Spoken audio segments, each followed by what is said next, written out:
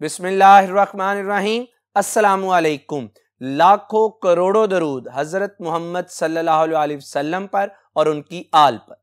Students, I am दसर Ali Sharif, your chemistry teacher. Students, chemistry second year हम chapter number 2 को study कर रहे हैं और आज का हमारा टॉपिक है peculiar behaviour of lithium. Student, peculiar behaviour of lithium को हमने दो पार्ट्स में डिवाइड किया था, जिसका एक हिस्सा हमने स्टडी कर लिया। आज हम इसी टॉपिक का रिमेनिंग पार्ट डिस्कस करेंगे। तो आइए स्टार्ट करते हैं आज का टॉपिक। जी students, peculiar behaviour of lithium, इसके हमने पहले 7 पॉइंट प्रीवियस लेक्चर में स्टडी कर लिए। आज हम 8वें पॉइंट से स्टार्ट करेंगे। स्टूडेंट्स, 8th पॉइंट क्या है? Lithium compounds are more covalent. जो लिथियम कंपाउंड बनाता है, those compounds are dominantly covalent. Student, मैं यहीं पे आपको ये बात क्लियर करवा देना चाहता हूं कि आखिर लिथियम के कंपाउंड कोवलेंट क्यों होते हैं। स्टूडेंट, इसकी वजह जरा सुन लीजिएगा। हमने ये पढ़ा था कि कोवलेंट करैक्टर डायरेक्टली प्रोपोर्शनल है पोलराइजेशन पावर के। पोलराइजेशन पावर डायरेक्टली प्रोपोर्शनल है चार्ज डेंसिटी के। चार्ज डेंसिटी डायरेक्टली प्रोपोर्शनल है या इक्वल है चार्ज ओवर साइज। स्टूडेंट्स, जब आप अल्कली मेटल्स की बात करते हैं तो अल्कली मेटल में lithium is present at the top of group. इसका मतलब यह है कि अगर ये टॉप ऑफ द ग्रुप है तो इसका साइज सबसे छोटा, जिसकी वजह से इसकी चार्ज डेंसिटी सबसे ज्यादा। जब चार्ज डेंसिटी ज्यादा, कोवलेंट चार्ज डेंसिटी ज्यादा, तो इसकी पोलराइजिंग पावर ज्यादा। और स्टूडेंट, जब इसकी पोलराइजिंग पावर ज्यादा तो कोवलेंट करैक्टर भी क्या होगा? ज्यादा। तो स्टूडेंट, यहां से बात क्लियर हो गई कि लिथियम ज्यादातर कोवलेंट करैक्टर शो करता है, क्योंकि इसकी चार्ज डेंसिटी क्या है अपने ग्रुप में? सबसे ज्यादा। Students, that is why its halides are more soluble in organic solvents. Students, solubility का प्रिंसिपल क्या है? Like dissolves like.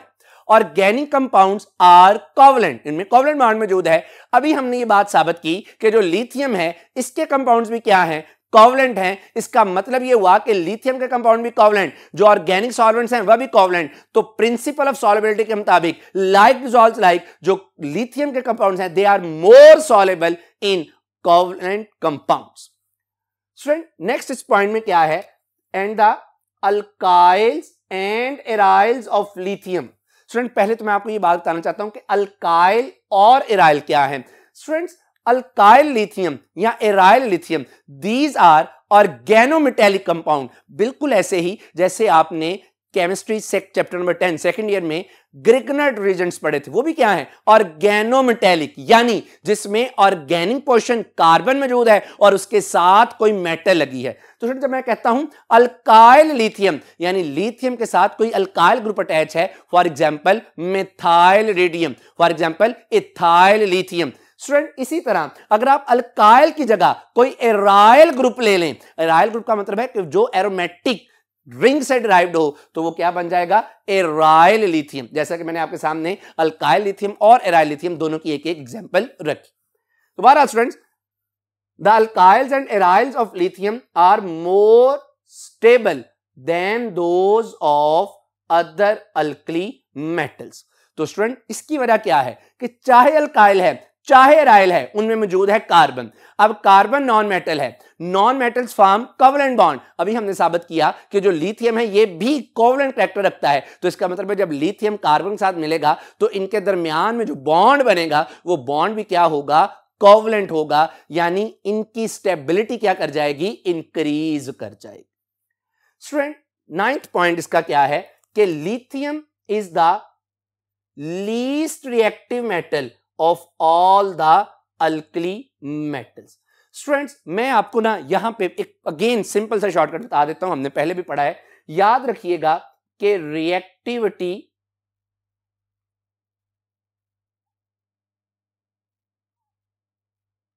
Of metal students inversely proportional है उस मेटल की आयोनाइजेशन एनर्जी।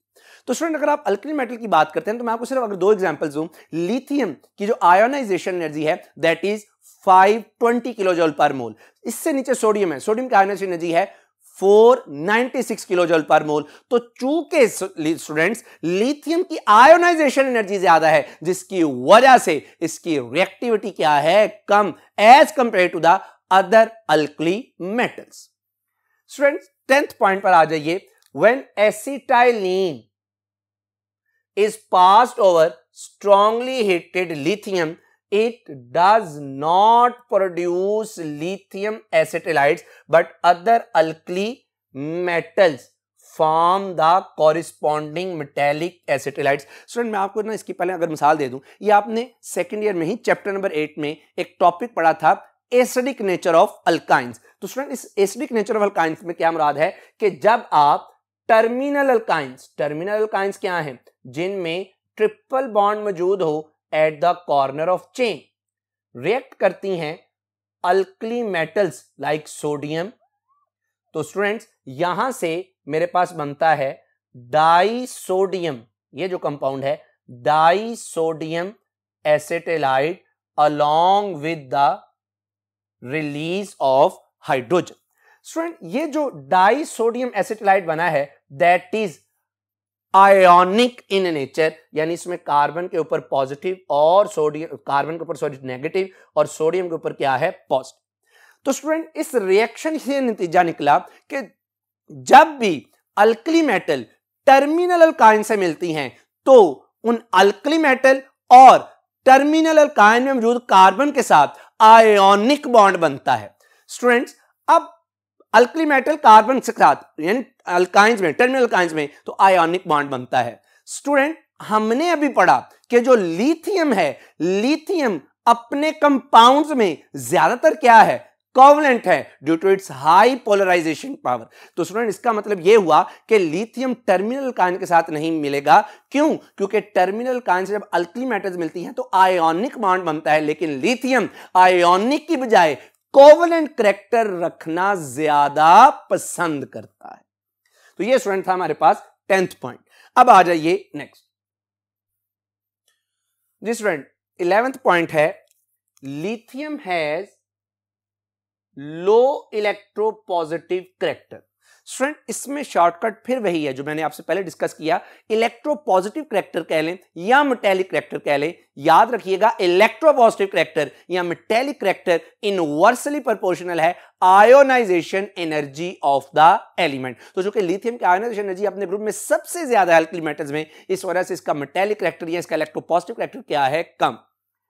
फिर क्या कहता है, दस it's carbonate CO3-2 carbonate and nitrates are not so stable and therefore they decompose giving lithium oxides। यानी अगर मैं लिथियम के कार्बोनेट की बात करता हूं तो लिथियम का कार्बोनेट क्या है, Li2CO3 लिथियम कार्बोनेट। जब आप इसको डिकम्पोज करवाते हैं स्टूडेंट्स तो यहां से बनता है lithium oxide along with carbon dioxide. इसी तरह स्टूडेंट अगर आपके पास लिथियम नाइट्रेट है, लिथियम नाइट्रेट क्या है, LiNO3। जब आप इसको डिकम्पोज करवाते हैं तो स्टूडेंट यहां से भी क्या बनता है, लिथियम ऑक्साइड, साथ में स्टूडेंट बनता है nitrogen dioxide along with the formation of oxygen। Students अब जरा बात गौर से समझिएगा यहां पर कि जो लिथियम कार्बोनेट है या लिथियम नाइट्रेट है ये डिकम्पोज हो जाते हैं किस में, लिथियम के ऑक्साइड। अब स्टूडेंट यहां पे इसकी रीजन क्या बनेगी, मैंने आपसे पहले भी कहा था कि जब भी कैटाइन और एनाइन का साइज कंपेरेबल हो तो उनके दरमियान में बनने वाला जो बॉन्ड है वो बॉन्ड क्या होता है, बड़ा ही स्ट्रॉन्गर बॉन्ड होता है। स्टूडेंट जब आप लिथियम कार्बोनेट की बात करते हैं तो लिथियम कार्बोनेट में जो कार्बोनेट है it has large size as compare to the lithium. अब स्टूडेंट जब इसका साइज लार्ज है, इसका मतलब यह हुआ कि लिथियम और कार्बोनेट के दरमियान में जो अट्रैक्शन है ना, वो अट्रैक्शन जो बॉन्ड है, वो अट्रैक्शन क्या होगी? वीक होगी। स्टूडेंट जब आप इसको हीट करते हैं तो लिथियम अपने कार्बोनेट से कन्वर्ट हो जाता है किस में? अपने ऑक्साइड में। और अब अगर आपसे मैं स्टूडेंट कहूं कि अगर एक तरफ कार्बोनेट है, एक तरफ ऑक्साइड है, तो यकीनन आप कहेंगे कि सर जो ऑक्साइड है उसका साइज क्या है? छोटा, और कार्बोनेट का साइज क्या है? बड़ा। इसका मतलब यह हुआ कि अगर मैं आपसे कहूं कि why lithium carbonate decompose into lithium oxide, तो आप कहेंगे कि सर जो लिथियम कार्बोनेट है इसमें कार्बोनेट का साइज बड़ा है, जिसकी वजह से जो बॉन्ड है वीकर है, जो अट्रैक्शन है वो वीकर है। और स्टूडेंट अगर ये अट्रैक्शन, ये बॉन्ड वीकर है, तो इसका मतलब है कि इसकी लेटिस एनर्जी क्या है? कम। और स्टूडेंट जब लेटिस एनर्जी कम है तो याद रखिएगा कि स्टेबिलिटी भी क्या है? कम। मैं आपको एक शॉर्टकट और बता देता हूं, याद रखिएगा कि स्टेबिलिटी डायरेक्टली प्रोपोर्शनल है लेटिस एनर्जी के, और लेटिस एनर्जी डायरेक्टली प्रोपोर्शनल है चार्ज डेंसिटी के, और चार्ज डेंसिटी बराबर है चार्ज ओवर साइज। अब स्टूडेंट ये जो साइज है ना, ये ना सिर्फ कैटाइन का है बल्कि एनाइन, यानी कंपाउंड में मौजूद कैटाइन और एनाइन दोनों का साइज क्या होना चाहिए? छोटा। जब दोनों का साइज छोटा होगा, दोनों की चार्ज डेंसिटी ज्यादा तो इनकी लेटिस एनर्जी ज्यादा, लेटिस एनर्जी ज्यादा तो स्टेबिलिटी ज्यादा। तो स्टूडेंट आप क्या कहेंगे? आप फिर ये बात कहेंगे कि sir lithium carbonate lithium oxide में टूटता है क्योंकि लिथियम कार्बोनेट में एनाइन का साइज बड़ा, लिथियम ऑक्साइड में एनाइन का साइज छोटा। तो सर जब बड़े साइज से वो छोटे साइज में चला जाएगा, इसका मतलब है कि उसकी चार्ज डेंसिटी, उसकी लेटिस एनर्जी क्या कर जाएगी? इंक्रीज। इसकी वजह से स्टेबिलिटी क्या कर जाएगी? इंक्रीज। यही मामला है स्टूडेंट लिथियम नाइट्रेट के केस में। यहां पे जो नाइट्रेट है इट हैज लार्ज साइज, और जब आप इसे हीट करते हैं तो हीट करने से ये कन्वर्ट हो जाता है किस में? अपने ऑक्साइड में। यानी यहां पे नाइट्रेट जो एनाइन है इट हैज लार्ज साइज, तो इसका मतलब इसकी स्टेबिलिटी क्या होगी? कम। लेकिन जब ये अपने ऑक्साइड में जाता है तो ऑक्साइड जो एनाइन है इसका साइज छोटा है, जिसकी वजह से इसकी स्टेबिलिटी, इसकी लेटिस एनर्जी क्या कर जाती है? इंक्रीज कर जाती है। स्टूडेंट ये तो मैंने आपसे बात कही लिथियम की। अगर मैं दूसरी अल्कली मेटल्स की बात करूं, यानी carbonates of other alkali metals do not decompose, ये डिकम्पोज नहीं होते। स्टूडेंट जैसे मैं आपके सामने लेट्स सपोज मैं बात कर लेता हूं पोटासियम कार्बोनेट की, K2CO3। स्टूडेंट अब मैं जब पोटासियम कार्बोनेट को हीट करूंगा ना, तो एक लम्हे के लिए सोच लें कि पोटासियम कार्बोनेट को हीट करूंगा तो पोटासियम भी अपने ऑक्साइड में चला जाएगा। तो आप कहेंगे कि सर जरा गौर कीजिए कि आप कहेंगे कि सर कार्बोनेट का साइज क्या है? बड़ा। सर जो ऑक्साइड बना है उसका साइज क्या है? छोटा। तो इसका मतलब है पोटासियम कार्बोनेट को फौरन डिकम्पोज होना चाहिए किसमें? अपने ऑक्साइड में। लेकिन स्टूडेंट यहां पे मामला ऐसा नहीं। इस हकीकत के बावजूद के पोटासियम कार्बोनेट में कार्बोनेट का साइज बड़ा और पोटासियम ऑक्साइड में ऑक्साइड का साइज छोटा, लेकिन स्टूडेंट ये तो जरा गौर कीजिए कि कार्बोनेट और ऑक्साइड यानी N9 का साइज कार्बोनेट से ऑक्साइड में जाके छोटा हो गया। लेकिन स्टूडेंट हमारे पास जो कैटाइन है वो तो पोटासियम कार्बोनेट में भी पोटासियम है, और पोटासियम का जो ऑक्साइड बना है उसमें भी पोटासियम है, और पोटासियम का जो साइज है वो ज्यादा है एज कंपेयर टू लिथियम। यानी मैं बात यह करना चाह रहा हूं कि नो डाउट कि पोटासियम कार्बोनेट भी पोटासियम ऑक्साइड में जाता है तो अगर उसका साइज क्या हो जाता है? छोटा। लेकिन स्टूडेंट बात यह है कि पोटासियम का साइज जो कार्बोनेट की शक्ल में है या ऑक्साइड की शक्ल में है, अब इनका साइज कार्बोनेट की शक्ल में या ऑक्साइड की शक्ल में है तो पोटासियम ही ना, और पोटासियम का साइज अपने ग्रुप में लिथियम के लिहाज से क्या है? बहुत बड़ा।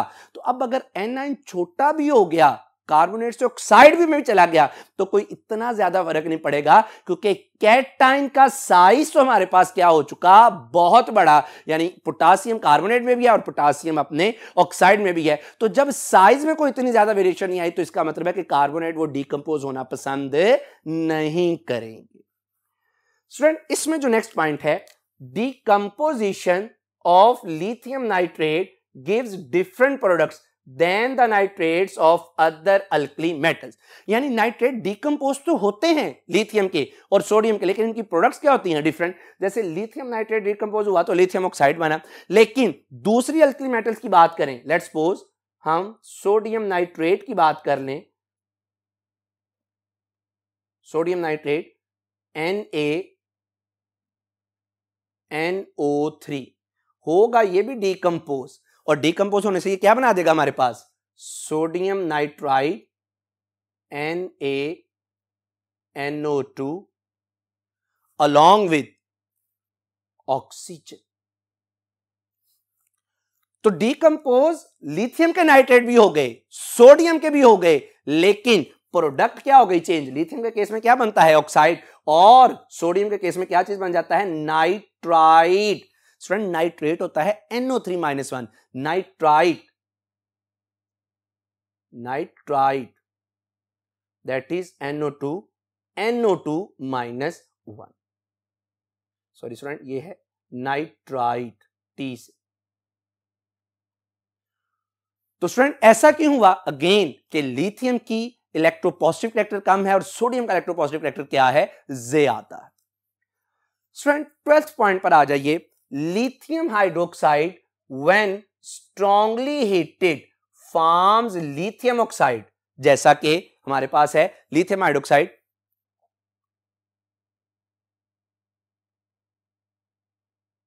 आप इसको स्ट्रांगली हीट करते हैं, यानी रेड हॉट, बहुत ज्यादा हीट अप कर देते हैं, तो ये जो लिथियम हाइड्रोक्साइड है that decompose into lithium oxide along with water, तो ये किसमें कन्वर्ट हो जाता है, वाटर।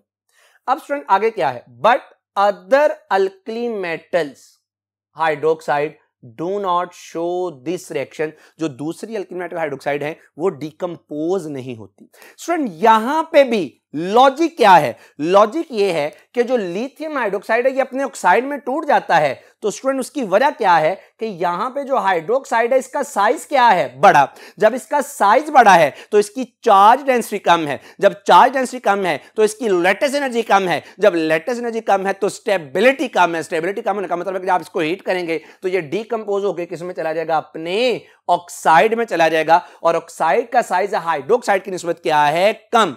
साइज कम तो चार्ज डेंसिटी ज्यादा, लैटिस एनर्जी ज्यादा, और स्टेबिलिटी भी क्या होगी, ज्यादा। अब आप स्टूडेंट यहां से ये बात कहें, और अच्छा एक और बात कि यहां पे लिथियम और हाइड्रोक्साइड का साइज कंपेरेबल नहीं है, हाइड्रोक्साइड का साइज बहुत बड़ा है और लिथियम का साइज छोटा। अगर साइज कंपेरेबल नहीं है तो फिर इसका मतलब है बनने वाले बॉन्ड की स्ट्रेंथ भी इतनी ज्यादा नहीं होगी, लेकिन जब वही लिथियम अपने ऑक्साइड में जाता है तो साइज क्या हो जाएगा, कंपेरेबल हो जाएगा। स्टूडेंट आप कहें कि सोडियम हाइड्रोक्साइड को भी डिकम्पोज होना चाहिए, पोटासियम हाइड्रोक्साइड को भी, यहां पे रीजन फिर वही आप देंगे कार्बोनेट वाली, कि नो डाउट कि सोडियम हाइड्रोक्साइड भी अगर एक लम्हे के लिए सोचें तो डिकम्पोज होगा अपने ऑक्साइड में। तो सर यहां से देखें ना, हाइड्रोक्साइड OH में, जैसे मैं अगर आपको क्लियर इक्वेशन के जरिए से बताऊं तो मैं क्या कहूंगा कि सोडियम हाइड्रोक्साइड टूटा किस में, अपने ऑक्साइड में, तो सर अब भी हाइड्रोक्साइड टूट के एक छोटे एनायन ऑक्साइड में चला गया, लेकिन स्टूडेंट सोडियम का तो साइज अब ऑलरेडी क्या हो चुका, ज्यादा, जिसकी वजह से इनको स्टेबिलिटी इतनी ज्यादा नहीं मिलती। स्टूडेंट ये तो था 12th पॉइंट। अब आ जाइए 13वें पॉइंट पे, और 13वां पॉइंट क्या है हमारे पास, lithium reacts with nitrogen to form nitrides, nitrides N-3, जहां पे nitrogen N-3, while other members of the group do not give this reaction, यानी जब लिथियम जो है ये रिएक्ट करती है किसके साथ, नाइट्रोजन के साथ, N2, ये चलिए स्टूडेंट मैं आपके लिए ऐसे अगर बनाऊं N2, तो यहां से स्टूडेंट बनता है हमारे पास लिथियम नाइट्राइड, लेकिन दूसरी अल्कली मेटल्स ये रिएक्शन नहीं देती। सिंपल स्टूडेंट्स, जैसे याद कीजिए कि मैंने आपको लास्ट टाइम पढ़ाया था कि लिथियम जब ऑक्सीजन के साथ मिलती है ना तो नॉर्मल ऑक्साइड बनाती है, यानी Li2O, एक ऑक्सीजन का एटम लगता है। स्टूडेंट यही यहां पे इसी कॉन्सेप्ट को बेस बना के आगे चल रहा हूं। जो नाइट्रोजन है ना, याद रखिएगा ये बॉन्ड बड़ा ही स्ट्रॉन्गर है और इसकी बॉन्ड एनर्जी तकरीबन 941 किलोजूल पर मोल है। लेकिन स्टूडेंट यहां पे हमारे पास जो लिथियम है ना, लिथियम का साइज छोटा होने की वजह से इसका इलेक्ट्रिक फील्ड, इसकी पॉजिटिव चार्ज डेंसिटी बहुत ज्यादा हो जाती है, इतनी ज्यादा हो जाती है कि जब ये नाइट्रोजन के मॉलिक्यूल के साथ मिलता है तो इस नाइट्रोजन के मॉलिक्यूल में से इस नाइट्रोजन की इलेक्ट्रॉनिक डेंसिटी को क्या करता है, अपनी तरफ अट्रैक्ट कर लेता है। क्यों? क्योंकि लिथियम का साइज छोटा होने की वजह से इसका इलेक्ट्रिक फील्ड स्ट्रॉन्ग, इसकी पॉजिटिव चार्ज डेंसिटी हाई होती है। जे नाइट्रोजन के मॉलिक्यूल को अपनी तरफ, एक नाइट्रोजन को अपनी तरफ क्या करता है, अट्रैक्ट और बना देता है क्या, लिथियम नाइट्राइड। लेकिन जो अदर अल्कली मेटल उनका साइज बढ़ाने की वजह से उनकी जो पॉजिटिव चार्ज डेंसिटी है वो क्या हो जाती है, कम, जिसकी वजह से उस नाइट्रोजन को अपने साथ अटैच नहीं कर पाते। स्टूडेंट नेक्स्ट इसमें जो पॉइंट है हमारे पास वो है lithium chloride has exothermic heat of solution whereas chlorides of sodium and potassium have endothermic heat of solution। Students मैं आपको ना एक बात कर देना चाहता हूं कि जब भी कोई सॉल्यूशन बनता है ना तो उस दौरान एनर्जी एब्जॉर्ब भी होती है, रिलीज भी होती है। स्टूडेंट सॉल्यूशन बनने के ना दो स्टेप्स हैं। एक स्टेप क्या है, एक स्टेप क्या है कि जब आप लोग सल्यूट को सॉल्वेंट में ऐड करते हैं तो पहले स्टेप में क्या होता है कि सल्यूट के पार्टिकल एक दूसरे से दूर दूर होते हैं, सॉल्वेंट के पार्टिकल एक दूसरे से दूर दूर होते हैं। अगर इस चीज को आपको मैं डेमोंस्ट्रेशन की शक्ल में दिखाऊं तो मैं क्या कहूंगा कि आपने लेट्स सपोज कोई सल्यूट है, जब आप उसको सॉल्वेंट में ऐड करते हैं तो पहले स्टेप में क्या होगा, सल्यूट के पार्टिकल दूर दूर होंगे, सॉल्वेंट के पार्टिकल दूर दूर होंगे। चूंकि पार्टिकल्स दूर दूर हुए, फोर्सेस कम हुई, इसका मतलब है इस दौरान एनर्जी क्या होगी, एब्जॉर्ब होगी। यानी ये प्रोसेस कौन सा होगा, एंडोथर्मिक। अगले स्टेप में क्या होता है कि फिर सल्यूट सॉल्वेंट पार्टिकल्स एक दूसरे के करीब आ जाते हैं, इसका मतलब है फोर्सेस ऑफ अट्रैक्शन बन जाती हैं। इसका मतलब यह हुआ कि इस दौरान एनर्जी क्या होगी, रिलीज होगी। अब स्टूडेंट यहां से दो कंसेप्ट निकला है कि अगर सल्यूट सॉल्वेंट के दरमियान, if the force of attraction between solute and solvent particles are greater than solute or solvent, then the heat of solution is exothermic। और अगर इसका उलट कर लें, सल्यूट सॉल्वेंट के दरमियान में फोर्स ऑफ अट्रैक्शन कम हुई as compared to solute or solvent, then it will be endothermic, overall endothermic process। ये तो मैंने आपसे जनरल एक प्रिंसिपल डिस्कस किया सॉल्यूशन फॉर्मेशन का। स्टूडेंट जब मैं अपने इस पर्टिकुलर कांसेप्ट की बात करता हूं कि जब आप लिथियम क्लोराइड को वाटर में ऐड करते हैं तो स्टूडेंट जरा गौर कीजिएगा, जब आप लिथियम क्लोराइड को पानी में ऐड करेंगे ना तो इसमें भी दो स्टेप्स होंगे। जैसे ही आप लिथियम क्लोराइड का क्रिस्टल पानी में डालते हैं तो पहले स्टेप में क्या होगा, लिथियम का आयन अलग, क्लोराइड का आयन क्या हो जाएगा, अलग। अब ये आयन्स अलग हो जाएंगे। अब वाटर मॉलिक्यूल क्या करेगा, इन आयन्स के गिर्द आएगा, इन्हें सराउंड करेगा और अट्रैक्ट करेगा। इस प्रोसेस को आप क्या बोलते हैं, हाइड्रेशन। और ये जो लिथियम या क्लोराइड आयन है, इनको जब पानी का मॉलिक्यूल सराउंड करेगा तो इनके दरमियान में जो फोर्स बनेगी, that force is called ion dipole force. और इस दौरान जो एनर्जी रिलीज होगी that is called hydration energy. और स्टूडेंट याद रख लीजिए कि जो हाइड्रेशन एनर्जी है that is directly proportional to charge density, and charge density again आपने पढ़ा है चार्ज ओवर साइज। तो अगर आप लिथियम की बात करें या क्लोराइड की बात करते हैं तो इसका मतलब क्या होगा कि लिथियम या क्लोराइड का साइज क्या है, छोटा। जब साइज छोटा है तो इनकी चार्ज डेंसिटी ज्यादा, इसका मतलब है कि इन आयंस के गिर्द जो पानी की फोर्स ऑफ अट्रैक्शन है वो क्या होगी, ज्यादा। जब स्टूडेंट वो फोर्स ऑफ अट्रैक्शन ज्यादा होगी ना तो इसका मतलब है कि यहां से एनर्जी भी क्या होगी, मैक्सिमम रिलीज, क्योंकि साइज क्या है, छोटा। लेकिन अगर आप, मैं स्टूडेंट सोडियम क्लोराइड या पोटासियम क्लोराइड की बात करता हूं तो यहां पे सोडियम पोटासियम का साइज क्या है, बड़ा। जब साइज बड़ा होगा तो चार्ज डेंसिटी कम, जब चार्ज डेंसिटी कम तो हाइड्रेशन एनर्जी कम। यानी जो फोर्सेस बनेंगी बिटवीन सोडियम और potassium ion and water molecule वो फोर्सेस वीक होंगी। इसका मतलब है कि रिलीज्ड एनर्जी कम होगी as compare to absorb. Absorb कब, जब आपने KCl या NaCl में क्रिस्टल में से सोडियम को और क्लोराइड को आपने क्या करना था, सेपरेट करना था। तो इस तरह से लिथियम क्लोराइड की एक्सो हो जाती है और बकिया की एंडोथर्मिक हीट ऑफ सॉल्यूशन हो जाती है। स्टूडेंट नेक्स्ट जो इसमें पॉइंट आता है, last point, lithium carbide is the only alkali metal carbide form readily by the direct reaction. यानी ये ऐसा रिएक्शन है जिसमें लिथियम डायरेक्टली कंबाइन करता है किसके साथ, कार्बन के साथ, to form lithium carbide. Student क्या वजह है इसकी कि सर अल्कली मेटल में कोई और कार्बन के साथ रिएक्शन नहीं करता, सिर्फ लिथियम रिएक्शन कर रहा है। तो स्टूडेंट इसकी अगेन वजह क्या है कि कार्बन क्या है, नॉन मेटल। नॉन मेटल कौन सा बॉन्ड बनाती है, कोवलेंट बॉन्ड। और स्टूडेंट लिथियम भी बनाना पसंद करता है कोवलेंट बॉन्ड, ऐसा बॉन्ड जिसमें कोवलेंट कैरेक्टर ज्यादा हो। तो जब कार्बन भी कोवलेंट बॉन्ड और लिथियम भी कोवलेंट बॉन्ड, इसका मतलब है दोनों की राय, दोनों की जो नेचर है, ख्वाहिश है, वो क्या हो जाती है, सेम। तो इसका मतलब है लिथियम और कार्बन के दरमियान में जो बॉन्ड बनता है वो बॉन्ड भी क्या होता है, बड़ा ही स्टेबल होता है। बाकी जो अल्कली मेटल्स हैं उनमें कोवलेंट बॉन्ड फॉर्मेशन की जो सलाहियत है, कोवलेंट कैरेक्टर की जो टेंडेंसी है वो कम होती है। दे डोमिनेंटली फॉर्म आयोनिक बॉन्ड, जिसकी वजह से वो कार्बन के साथ डायरेक्ट मिलना पसंद नहीं करती।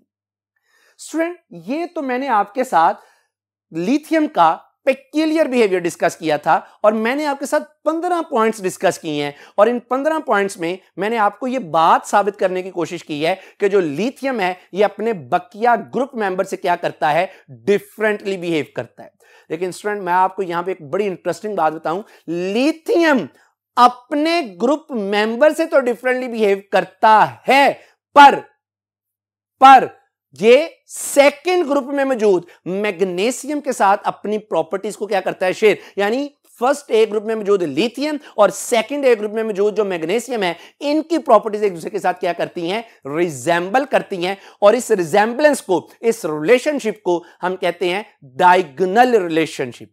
स्टूडेंट अब जरा देखते हैं कि किस तरह से ये लिथियम मैग्नीशियम की प्रॉपर्टी के साथ रिजेंबल करता है। और ये आपकी एक्सरसाइज का क्वेश्चन नंबर 6 भी है कि compare the properties of magnesium and lithium. तो पहले तो मैं आपको ये बात बताऊंगा कि आखिर सर ये लॉजिक क्या बनी, लिथियम पहले ग्रुप में से है, मैग्नीशियम सेकंड ग्रुप में से है, तो लॉजिक का भी जिक्र करके आया क्योंकि ये एक दूसरे के साथ क्या है, डायगोनली ऑपोजिट। खैर बहरहाल पहले देखते हैं that what is diagonal relationship. Diagonal relationship क्या है, the elements of second period resemble in many respects to those of two elements of third period which are diagonally opposite to them. This resemblance is called diagonal relationship. जैसा कि student अगर आप देख सकते हैं product table में कि हमारे पास सेकंड पीरियड में मौजूद है लिथियम और थर्ड पीरियड में मौजूद है मैग्नीशियम। तो लिथियम और मैग्नीशियम एक दूसरे के साथ क्या है, डायगोनली ऑपोजिट। तो लिथियम और मैग्नीशियम की प्रॉपर्टीज आपस में क्या करेंगी, रिजेंबल। इसी तरह स्टूडेंट अगर आप देखें ना तो सेकंड पीरियड में जो हमारे पास मौजूद है बोरॉन, बोरॉन की प्रॉपर्टीज रिजेंबल करेंगी किसके साथ, थर्ड पीरियड में मौजूद सिलिकॉन के साथ, क्योंकि ये दोनों भी एक दूसरे के क्या हैं, डायगोनली ऑपोजिट। तो इसका मतलब ये हुआ कि पीरियोडिक टेबल में जो एलिमेंट्स डायगोनली ऑपोजिट होंगे एक दूसरे से, उनकी प्रॉपर्टीज, उनकी केमिस्ट्री एक दूसरे से क्या करेगी, मैच करेगी। अब स्टूडेंट मैं आपके सामने ये बात रखने लगा हूं कि किस तरह से लिथियम और मैग्नीशियम की प्रॉपर्टीज आपस में रिजेंबल करती हैं। तो स्टूडेंट मैंने इसके लिए क्या किया, एक कॉलम की शक्ल में कंपेयर कर लूंगा। एक तरफ मैंने लिख दी प्रॉपर्टीज ऑफ लिथियम और दूसरी तरफ मैंने लिख दी properties of magnesium. Student the atomic radius of lithium is, lithium का जो एटॉमिक रेडियस है that is 123 picometre, while the atomic radius of magnesium is 136 picometre which is close to each other. इसी तरह स्टूडेंट दूसरी अगर बात की जाए ionic radius Li+1, ionic radius of lithium is 0.60 angstrom, while ionic radius of magnesium Mg2+ is 0.65 angstrom. जरा गौर कीजिएगा कि ये दोनों वैल्यूज भी एक दूसरे के क्या हैं, बहुत करीब। स्टूडेंट याद रखिएगा कि जो लिथियम है, lithium form insoluble carbonates, lithium के जो कार्बोनेट्स हैं ये क्या हैं, इनसॉल्युबल हैं और upon decomposition they produce lithium oxide and carbon dioxide. इसी तरह मेरा पुत्र जो मैग्नीशियम कार्बोनेट है, magnesium carbonate form insoluble carbonates and upon decomposition they convert into magnesium oxide along with carbon dioxide. Student इसी तरह अगले पॉइंट की अगर बात की जाए, lithium reacts with water to form lithium hydroxide along with the release of hydrogen. तो student इसी तरह magnesium react with water to form magnesium hydroxide और यहां से रिलीज करता है क्या, हाइड्रोजन। नेक्स्ट पॉइंट की तरफ अगर आप बढ़ें तो lithium reacts with acid like HCl to form lithium salt यानी लेट्स सपोज अगर आपने HCl लिया तो lithium chloride along with the release of hydrogen. तो इसी तरह स्टूडेंट मैग्नीशियम भी एसिड के साथ रिएक्शन करता है और बनाता है क्या, magnesium chloride along with evolution of hydrogen. Student अभी हमने पढ़ा भी है बल्कि इस टॉपिक में कि lithium hydroxide upon heating decompose into its oxide along with water. इसी तरह मैग्नीशियम हाइड्रोक्साइड को जब आप हीट करते हैं तो ये डीकंपोज हो जाता है मैग्नीशियम ऑक्साइड में और वाटर। और स्टूडेंट आखिरी जो पॉइंट आपके साथ डिस्कस करने लगा हूं कि जो लिथियम नाइट्रेट है upon decomposition produce lithium oxide along with nitrogen dioxide and oxygen. और याद रखिएगा कि जब आप मैग्नीशियम नाइट्रेट को हीट करते हैं तो यह भी डीकंपोज होता है magnesium oxide nitrogen dioxide along with oxygen. तो स्टूडेंट ये तो कुछ प्रॉपर्टीज थी जो रिजेंबल करती हैं लिथियम और मैग्नीशियम की। तो इस टॉपिक में हमने पहले ये साबित किया कि लिथियम अपने बकिया ग्रुप मेंबर से डिफरेंटली बिहेव करता है, बट लिथियम रिजेंबल करता है इन प्रॉपर्टीज विद द मैग्नीशियम। तो उम्मीद है कि आपको ये बातें सारी क्लियर हुई होंगी। और जाते जाते स्टूडेंट मैं आपको लिथियम का ना एक बड़ा इंपॉर्टेंट यूज, वैसे तो बड़े इंपॉर्टेंट यूजेस हैं लेकिन आपको एक ऐसा यूज है जो सुन के पढ़ के बड़ी खुशी होगी, और वो ये है कि lithium ion is used in, यानी lithium is used in lithium ion battery. Student आप लोग ये जो सेल फोन मोबाइल फोन वगैरह यूज करते हैं तो आप अगर देखें ना तो आजकल जितने भी मोबाइल फोन्स आ रहे हैं इन सब में जो बैटरीज है वो सारी की सारी बैटरी क्या मौजूद है, उनमें लिथियम आयन्स मौजूद हैं जिनमें एनोड के थोड़ पे लिथियम जो है वो अपना रिडॉक्स रिएक्शन परफॉर्म करता है। तो ये डोमिनेंट यूज है किसका, लिथियम का। इसके अलावा और भी बहुत से यूजेस हैं, जैसे लिथियम एल्यूमिनियम के साथ मिलके एयरक्राफ्ट जो प्लेन्स वगैरह हैं उनके डिफरेंट पार्ट्स बनाने में इस्तेमाल होता है। स्टूडेंट ये तो मैंने आपके साथ एक दो यूज इसके रखे। और जाते जाते स्टूडेंट आपके लिए एक बात, चूंकि बैटरी की बात हुई, मोबाइल फोन की बात हुई, मोबाइल फोन एक ऐसी चीज है, आप ऑब्जर्व कर लीजिएगा, पॉजिटिव यूज इसका है। हो सकता है कि आप ये लेक्चर भी अपने मोबाइल फोन में सुन रहे हो, मोबाइल फोन का पॉजिटिव यूज तो है, लेकिन मोबाइल फोन एक ऐसी चीज है जिसने हमारी रोजमर्रा की छोटी छोटी खुशियों को खत्म कर दिया है। क्यों? क्योंकि अगर कुछ दोस्त बहन भाई आपस में बैठे हैं तो वो बजाय इसके कि आपस में बातचीत करें, उनका ध्यान मोबाइल फोन में होता है। तो कोशिश कीजिए कि इस मोबाइल फोन पे अपनी जिंदगियों को इतना ज्यादा डिपेंडेंट ना करें। फ्रेंड्स मेरी अल्लाह सुब्हानहू व तआला से ये दुआ है कि अल्लाह पाक आप पे अपना रहम करम फजल फरमाए। अपना बहुत ख्याल रखिएगा। आपसे मुलाकात होगी अगले लेक्चर में। अस्सलामु अलैकुम।